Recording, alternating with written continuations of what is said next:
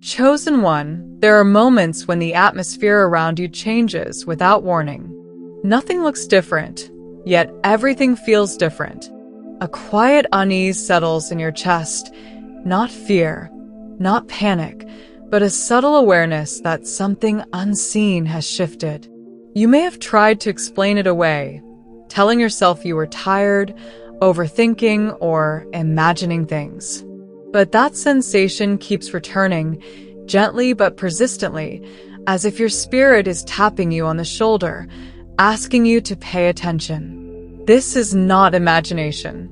This is not paranoia. This is spiritual sensitivity awakening.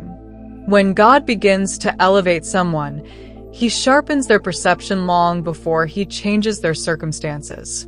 What you've been feeling is the byproduct of discernment coming online. There is an unseen observer connected to your life, and your spirit recognized the presence before your mind could name it.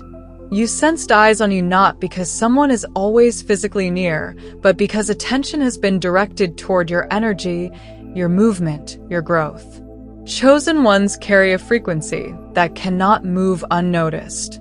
You feel shifts others ignore because you are designed to detect what's happening beneath the surface. That inner alertness is part of your divine wiring. God doesn't allow His chosen to walk blindly. He gives warnings quietly, gently, through sensations that don't scream but whisper. The discomfort wasn't meant to scare you. It was meant to awaken you. Something has been happening around you, not to you, and heaven wanted you aware before the truth became undeniable. You are not losing your peace. You are gaining clarity. And this moment, right now, is the beginning of revelation. You are being watched because you are different, and difference always draws attention. Chosen one, there is something about you that refuses to dim, even when circumstances demand silence. You carry a divine frequency that announces itself without words. You don't have to compete, perform, or explain. Your presence alone speaks. That is why you can't fully blend in, no matter how hard you try to live quietly. People notice you not because you seek attention, but because heaven placed a mark on your life. The Watcher didn't choose you randomly. They sense that your life holds a key, insight, favor, direction, or access they don't possess themselves. They began paying attention to how you move, how you speak under pressure, how you respond to setbacks, how you keep rising when logic says you shouldn't. They observe your resilience because it doesn't come from strategy. They study your calm because it doesn't come from control. They watch because they believe if they understand your patterns, they can unlock what fuels your elevation. But what they misunderstand is this: your life is not a formula to be cracked. You are not a system to be reverse engineered. You are walking under divine instruction, not human logic. The Watcher assumes there must be a method behind your momentum, unaware that your strength flows from alignment, not technique. You attract attention because your growth disrupts comfort zones. Your obedience challenges excuses. Your light exposes hidden insecurities in others. And instead of turning inward to heal, some choose to turn outward to observe. They believe proximity equals access, that watching long enough will give them permission to what God entrusted only to you.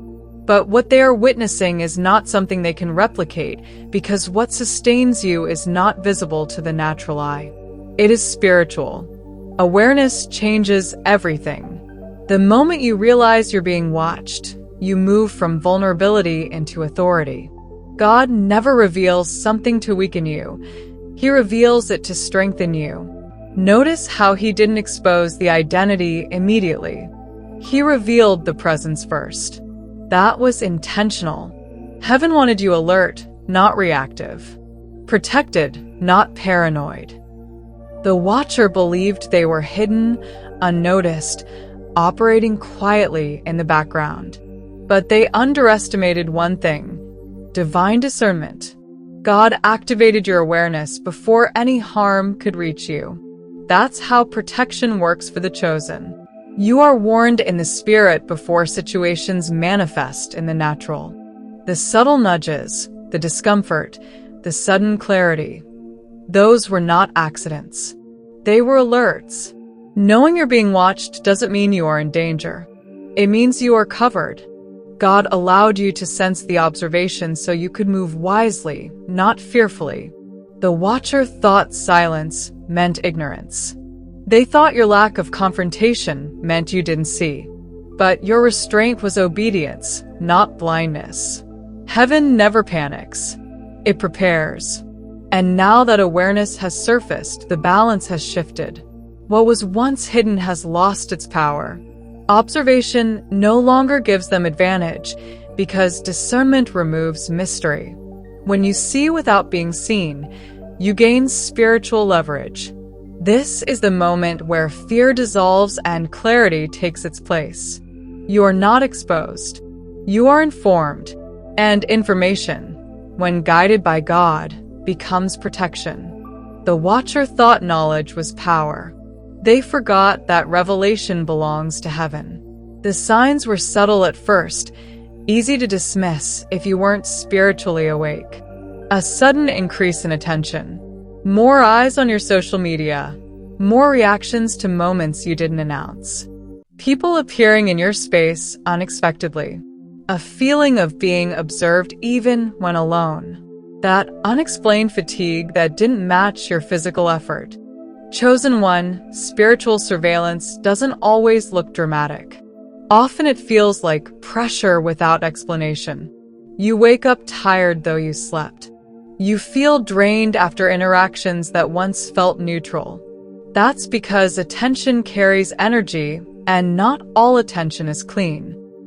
Your intuition has been acting as a radar, alerting you when someone tunes into your frequency for the wrong reasons. Intuition isn't fear, it's information. God designed it to alert you when something is off before your mind catches up. Feeling watched isn't about paranoia, it's about sensitivity. When someone fixates on your life, studies your moves, or attaches themselves to your energy without divine permission, your spirit registers it. That's why you felt exposed at times without knowing why. The drain wasn't random. It was the cost of carrying light while someone tried to access it without alignment. But hear this clearly. Awareness breaks access. The moment you acknowledged something wasn't right, the connection weakened. Surveillance thrives in ignorance, not consciousness. And now you're conscious.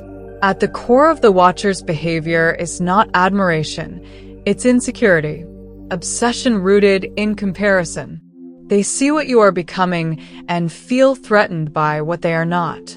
Instead of addressing their own stagnation, they turn outward, studying your rise.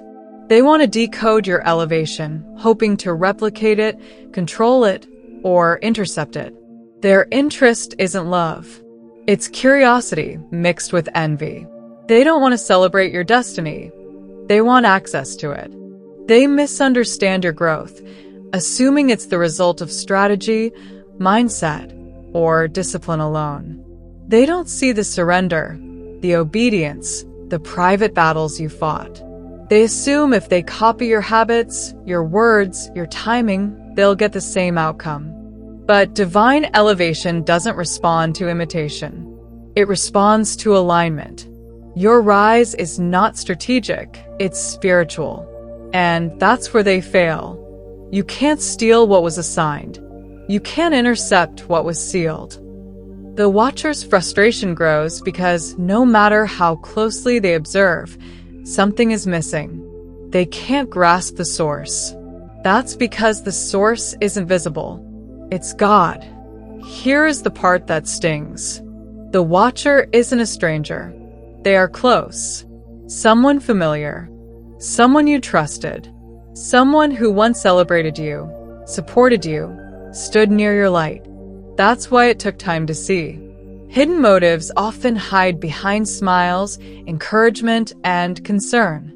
They didn't arrive as an enemy. They arrived as a companion. Every question felt casual. Every compliment felt genuine. But beneath it was observation, extraction, study. When the realization begins to settle, disbelief hits first, then grief. Because betrayal from afar hurts less than betrayal from proximity. You didn't suspect them because your heart is open. Your spirit is generous. But generosity, without discernment, attracts the wrong kind of access. God didn't reveal this to shame you. He revealed it to protect you. The shock isn't meant to break you. It's meant to wake you. Familiarity does not equal alignment, and closeness does not guarantee purity of intent. As your season shifts, the veil lifts. What once felt normal now feels off. Conversations feel invasive. Concern feels hollow. Compliments feel heavy. That's discernment awakening. God is upgrading your vision, not just your provision. You are beginning to see energy, not just behavior. Motives, not just words. The truth was always there, but now your spirit can no longer ignore it. Discernment doesn't shout, it clarifies. And clarity changes how you move. God exposes intentions before elevation. Not everyone who walked with you can walk into what's next. Some people were lessons, not companions. Others were observers, not participants. Exposure is not punishment. It's protection. God is preventing unauthorized access to your future. Doors you are about to walk through require clean alignment. And heaven will not allow watchers to follow where they were never assigned. Look back. This pattern isn't new. Every time you rise, someone watches. Every time you create, someone copies. Every time you shift, someone tries to limit you. That's because chosen ones activate timelines. Your obedience moves things in the spirit, and movement attracts attention. Not all of it is supportive. They can copy methods but not oil. Strategy but not calling. Your power was forged through pain, obedience, surrender. It wasn't downloaded. It was refined. That's why imitation fails. And that failure frustrates them. Because they see the outcome but can't access the source. God is cutting cords, shutting down access, cloaking you spiritually. You are entering sacred privacy, not isolation, protection. The wrong eyes can no longer see clearly. The wrong spirits can no longer follow. Some people will fade without explanation. Let them. This is pruning, not rejection, redirection. God removes what no longer serves your growth. You don't need closure. You need clarity. Every plan collapses. Every trap dismantled. Energy returned. Watchers forced to observe from afar. God turns exposure into preparation. What was meant to drain you now strengthens you. God handles motives. Heaven keeps records. Your silence was obedience. Divine justice doesn't need your involvement. God saw everything. You now know the difference between support and surveillance. Peace is your filter. Discernment is your gatekeeper. You move with authority, not suspicion. The assignment against you ends. New alliances form. Old structures fall. God builds something eternal. You are stepping into a guarded season. Cords are cut. Access revoked. Freedom confirmed. Now you must guard what God entrusted. Awareness is responsibility. Let them watch from a distance. Your life will testify. You move forward untracked, unbothered, unafraid. Still chosen. Still rising. Still protected.